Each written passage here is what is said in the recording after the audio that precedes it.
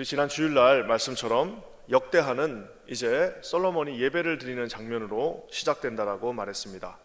역대하 전체에 흐르는 하나의 아름다운 신학은 우리 하나님을 향한 예배, 이제는 더 이상 죄를 짓지 말고, 이제는 더 이상 우상을 숭배하지 말고, 이제는 살아계신 하나님을 그 성전에서 예배하라라는 그 하나의 커다란 주제가 그 역대하 전체에 흐르고 있습니다. 그래서 결국에는 이 솔로몬은 그 마음을 알고요, 하나님의 마음을 알고 이제는 예배를 드리는 그 성전을 건축하는 일에 자신의 모든 왕으로서의 역량을 다하는 것을 보게 됩니다. 저는 오늘 이 역대하 4장 말씀을 읽으면서도요, 이게 얼핏 읽으면은 무슨 재미도 없는 것 같고 뭐가 이렇게 자세하게 알지도 못하는 그런 기구들이 나오고 그러나 싶은데요, 이 역대하 4장도 어제 읽으면서 참 많은 은혜를 받았습니다. 그래서 뭐냐면 여기 역대하 4장에 보면 이 성전과 성전 건축을 대하는 세 사람의 마음이 나오는데요, 이 세 부류의 마음, 이 세 부류 사람들의 마음을 보면서 오늘 우리가 하나님 앞에 어떤 마음으로 그 성전과 예배 앞으로 나가야 되는지를 대해서 살펴보도록 하겠습니다. 세 사람의 마음이 나옵니다. 먼저는 제사장들의 마음인데요, 6절 말씀 우리 한번 다 같이 읽겠습니다. 6절입니다. 시작. 또 물두멍 10개를 만들어 5개는 오른쪽에 두고 5개는 왼쪽에 두어 씻게 하되 번제에 속한 물건을 거기서 씻게 하였으며 그 바다는 제사장들이 씻기 위한 것이었더라. 여기 보면 이제 그 성소 안에서 두 가지를 씻어야 되는데 거기 두 가지 씻는 도구가 등장합니다. 하나는 물두멍이라고 하는 거. 물두멍은 뭐냐면은 말 그대로 이제 자기들이 잡을 그 재물을 씻는 겁니다. 그냥 이제 제사를 드리는 게 아니라 거기서 이 재물들, 양하고 이런 것들을 다 씻어서 거기서 이제 재물을 아름답게, 그리고 모든 그 번제와 관련된 도구들을 거기서 이제 다 씻는 겁니다. 그러니까 가져온 것들을 그대로 하는 것도 아니고 한번 드려진 그 집기들을 그대로 사용하는 것이 아니라 깨끗하게 그것을 씻어서 사용하는데요, 또 한 가지 재밌는 것은 바다라고 하는 게 나옵니다. 바다라고 하는 게 뭐냐면은 우리 바닷가에 있는 그 바다가 아니라 말 그대로 제사장이 몸을 씻는 도구입니다. 그래서 10규빗이나 되는 약 4.5m, 우리로 치면 저 피아노보다 더 큰, 엄청나게 큰 이렇게 대접같이 생긴 사발같이, 커다란 사발같이 생긴 게 황소 12마리 그 밑에 이렇게 두고 그 위에 이렇게 있습니다. 그럼 거기에 물이 채워져 있으면 제사장들이 가서 거기서 제사를 드리기 전에 몸을 깨끗하게 씻고 이제 하나님 앞에 제물을 드리는 겁니다. 저는 늘 예전부터 주장했던 거지만 여러분, 이 제사장 직분은 우리가 지금 생각하는 것처럼 화이트 칼라 직업이 아닙니다. 지금 목사님들처럼 옷을 깨끗하게 입고 드리는 그런 화이트 칼라의 어떤 그런 직업군이 아니었습니다. 이거야말로 3D 직종입니다. 하루 종일 그 땡볕에서 그 재물 가져오는 그 재물들을 하루 종일 잡아야 됩니다. 그러면 온몸에 그 피가 튀지 않습니까? 그러면 또 그 피 튄 걸 가지고 거기 들어가서 제사를 못 드리니까 어떻게 합니까? 또 이제 몸을 깨끗이 씻고 하루에도 이거를 계속해서 수십 번을 해야 되는 아주 3D 업종 중에 3D 업종입니다.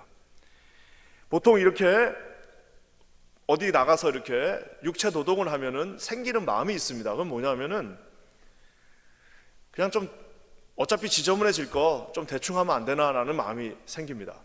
그래서 깨끗하게 사무실에서 일하시던 분들도 예비군 훈련 같은 거 가면은 그냥 아무데나 칙칙 앉고 옷 같은 거 지저분하게 입고 그럽니다. 그럼 뭐냐면은 어차피 지저분해질 거, 조금 있어 어차피 다 태워버릴 것, 조금 있어 어차피 다 불에 타가지고 없어질 것, 뭐 그거를 뭘 또 닦냐, 어차피 또 조금 있으면 피가 다 튈 건데 뭘 또 내가 목욕을 하냐라고 생각할 수도 있지만, 이분들은 물두멍은 재물과 그 기구들을 위해서, 또 이 바다는 자기 자신을 위해서 계속해서 지저분해진 그것을 또 닦고 하는 그 모습을 반복하는 것을 보게 됩니다. 사랑하는 성도 여러분, 우리가 하나님의 성전에 나와 예배를 드립니다. 우리가 예배를 드릴 때 지금 만약에 우리에게 이 모든 제도가 그대로 필요하다면 우리 퀸즈 안인교회 절반은 저기다가 샤워실 만들어 놔야 됩니다. 들어오기 전에 깨끗하게 씻는 샤워실을 만들어 놓으면은 그 수백 명의 성도들이 들어올 때 집에서 아무리 샤워를 하고 왔어도 그 앞에서 우리 주차장 앞에서 다 샤워를 하고 들어와야 됩니다. 어떤 면에서는 구약 시대의 그 성도들에게는 그것이 커다란 상징이 되었을 것입니다. 뭐예요? 마태복음 5장 말씀에 주님께서 예물을 드리다가도 너희가 그 제단 앞에 제물을 드리고 하나님 앞에 나간다 할지라도 혹시라도 너의 형제들에게 원망을 들을 만한 일이 있거든, 혹시라도 형제하고 싸워가지고 마음을 아프게 한 것이 있다면은 마태복음 5장 23절에 예수님이 뭐라고 말합니까? 제단에 그 예물을 두고 드리지 말고 일단은 그 제단 앞에다가 예물을 갖다 놓고 얼른 뛰어가서 그 사람과 화목하게 한 후에 그 제물을 드리라고 말하고 있습니다.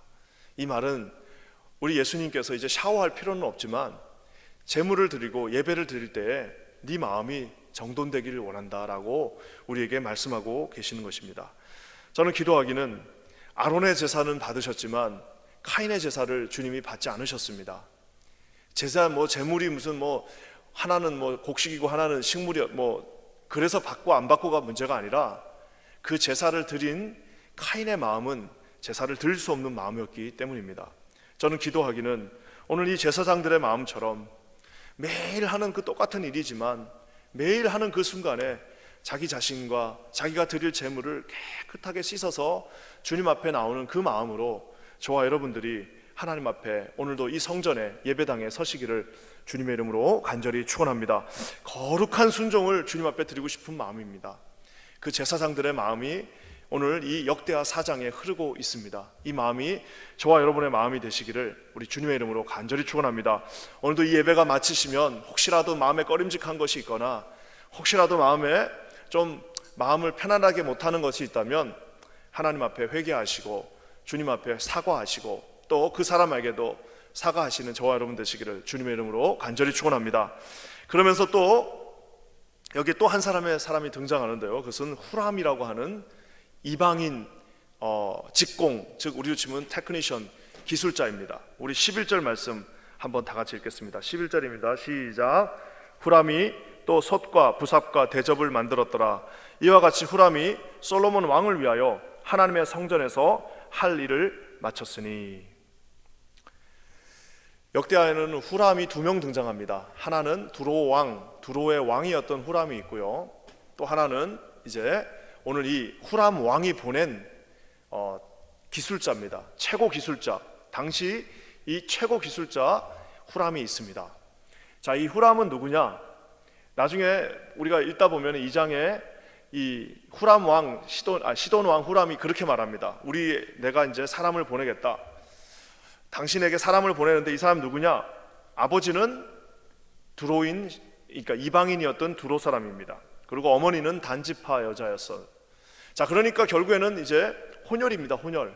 그러니까 아버지는 이방인이고 어머니는 지파 중에서도 가장 좀 미약하고 작았던 지파였던 단지파가 자기 어머니였습니다. 일종의 혼혈인이었고요. 하지만 최고 기술자, 이제 전체 이 모든 공정을 책임지는 최고 기술자였습니다. 저는 이 말씀을 보면서 하나님께서는 참 특별한 분이시다. 이 아름다운 성전뿐만 아니라 이 거룩한 흠 하나 없는 성전을 짓는데 이스라엘 사람들도 기술이 좋지 않습니까? 근데 우리 하나님께서는 솔로몬을 통하여서 이 두로의 왕 이 후람과 친분을 맺게 하시고 거기 있는 이방인 기술자를 데려다가 사용한다라는 것입니다.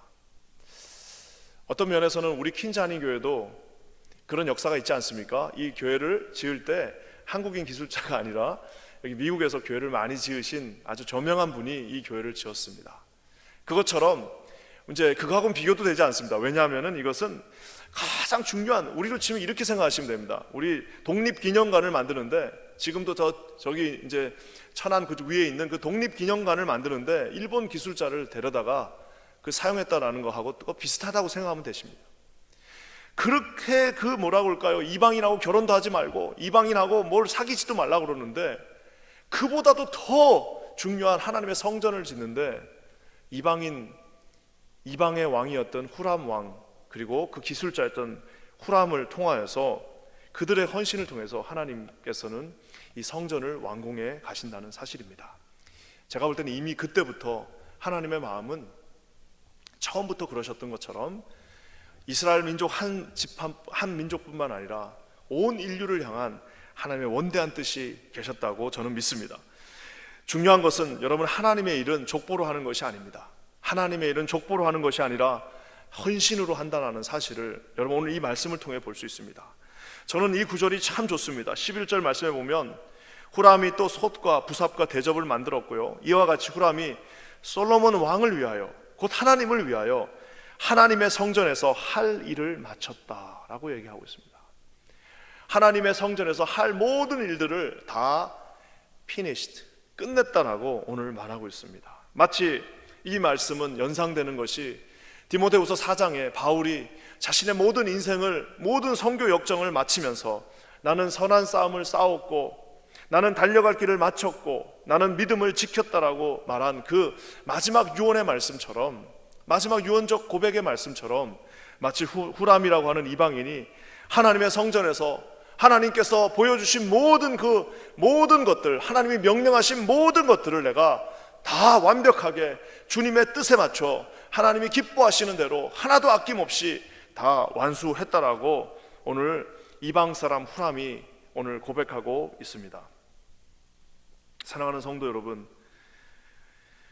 우리 하나님께서 주신 사명을 우리 인생에서 마무리하실 수 있는 저와 여러분 되시기를 주의 이름으로 간절히 축원합니다. 하나님께서 주신 마음을 처음부터 끝까지 동일하게 가지고 끝내실 수 있는 저와 여러분 되시기를 주님의 이름으로 간절히 축원합니다.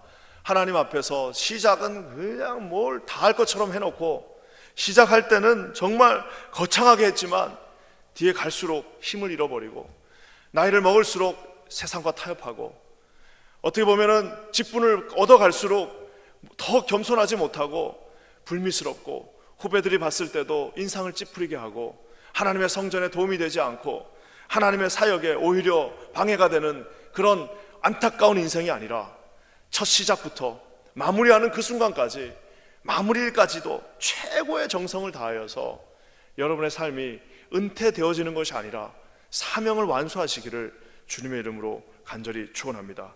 저는 이 후람의 마음을 한번 생각해 봤습니다. 이방인이에요. 물론 어머니 쪽이 좀 그렇다 하지만 그래도 잘하는 곳이 그 땅이지 않습니까? 얼굴색도 좀 다를 거고 또 어떤 면은 또 랭귀지도 조금 다를 수 있고 와가지고 거기서 어떻게 나에게 이 일을 맡겨주셨을까? 아니, 내 어머니로부터 들었던 그 하나님은 홍해를 가르시고 불기둥과 구름기둥으로 그 민족을, 우리 어머니의 민족을 인도하신 분인데 어떻게 그분이 나한테 이 성전을 짓는 일을 맡겨주셨을까? 이스라엘의 그 거룩한 지파들이 있고 이스라엘의 그 자기가 장자라고 말하는 그 수없이 많은 지파들이 있고 내가 여기에 장자라고 말하는 그 많은 사람들이 있음에도 불구하고 왜 하나님은 이방인, 그것도 가장 연약한 단지파의 어머니를 둔 혼혈인 나에게 이 놀라운 일을 맡겨주셨을까라고 아마 수백 번, 수천 번 더 생각하고 아침에 출근할 때마다 생각하고 그 일이 마치고 퇴근하는 날까지 집에 와서 밥 먹고 자는 순간에도 왜 하나님은 나에게 이 일을 맡겼을까? 내가 어떻게 책임자가 되었을까라고 아마 수백 번은, 수천 번은 생각했을 것입니다. 사랑하는 성도 여러분, 우리가 아는 것처럼 탕자의 고백처럼 큰 아들이 되어서 아버지의 마음을 전혀 이해하지 못하는 그런 어리석은 큰 아들이 아니라 오히려 작은 아들의 마음으로 하나님 앞에 나오시는 저와 여러분, 맡겨주신 이 놀라운 사역을 감당할 수 있는 저와 여러분 되시기를 우리 주님의 이름으로 간절히 축원합니다. 후람의 마음을 봤습니다. 이제 또 하나 솔로몬의 마음이 마지막으로 나옵니다. 우리 솔로몬은요 정말 대단합니다. 18절 말씀 한번 다 같이 읽겠습니다. 시작. 이와 같이 솔로몬이 이 모든 기구를 매우 많이 만들었으므로 그 논무게를 능히 측량할 수 없었더라. 솔로몬은요 역대하 2장에 보면 이런 말을 합니다. 내가 누구이기에 어찌 능히 그를 위하여 성전을 건축하리요. 자기가 묻습니다. 내가 누구이기에 능히 이 성전을 건축하리요. 그러면서 자기가 답을 합니다. 그 앞에 분향하려 할 따름이라. 즉 내가 누구이기에 이 성전을 건축합니까? 라고 자기가 묻고 자기가 뭐라고 답하냐면 내가 예배를 드리고 싶을 뿐입니다. 솔로몬은 정말 하나님 앞에 최고의 예배를 드리고 싶은 마음이 있었습니다. 진심을 다해서 그 성전을 건축하고 결국에는 그 성전에서 자기가 예배드리고 싶은 마음이 아주 단순합니다. 왜 성전을 아름답게 짓느냐? 예배드리고 싶으니까. 왜 하나님 앞에 그렇게 최선을 다하냐? 내가 정말 예배드리고 싶으니까요. 하나님 앞에 그렇게 하나님 앞에 하는 이유가 뭐냐? 내가 예배드리고 싶습니다라고 아주 단순하게 오늘 말하고 있습니다. 여기서 보면요, 이 역대하 4장을 읽다 보면 이 솔로몬이 이 등잔, 그러니까 이제 초를 놓는 등잔을 만드는데 10개를 만듭니다. 떡상도 10개를 만드는데 이것도 나름대로 의미가 있습니다. 왜냐? 예전에 성막에서는요, 물론 이제 이동하는 성막이었으니까 그렇지만 다 한 개씩밖에 없었습니다. 자, 그런데 그거를 이제 10배로 만듭니다. 10배로 만듭니다. 어차피 하나만 있어도 다 그냥 다 할 수 있습니다. 그렇지만 솔로몬은요, 이 성막에 있던 것보다 10배의 규모로 이것을 만듭니다. 얼마나 감사합니까? 여러분, 저는요 어떻게 기도하냐면은 하나님 앞에 오늘 이 말씀을 읽고, 야, 10배로 드리면 되는구나. 하나님이 우리에게 말씀하신 거에서 10배 정도만 더하면 되겠구나 라는 생각을 하게 됩니다. 여러분, 우리의 리더들, 지도자들은요, 내가 지도자라고 생각하는 사람은 일단 좀 통이 크셔야 됩니다. 통이 커가지고 10배 정도는 내가 하나님 앞에 드리겠다. 내가 하나님께서 요구하신 거 10배 정도는 물론 그렇게 못하더라도 내가 하나님 앞에 10배 정도는 10배 정도의 마음으로 나가야겠다라고 하는 사람들이 지도자가 되셔야 됩니다. 10배 정도 할 마음이 없으면 그냥 지도자가 되는 일은 삼가해 주셔야 됩니다. 왜냐? 10배 하고 싶은 사람들을 막기 때문입니다.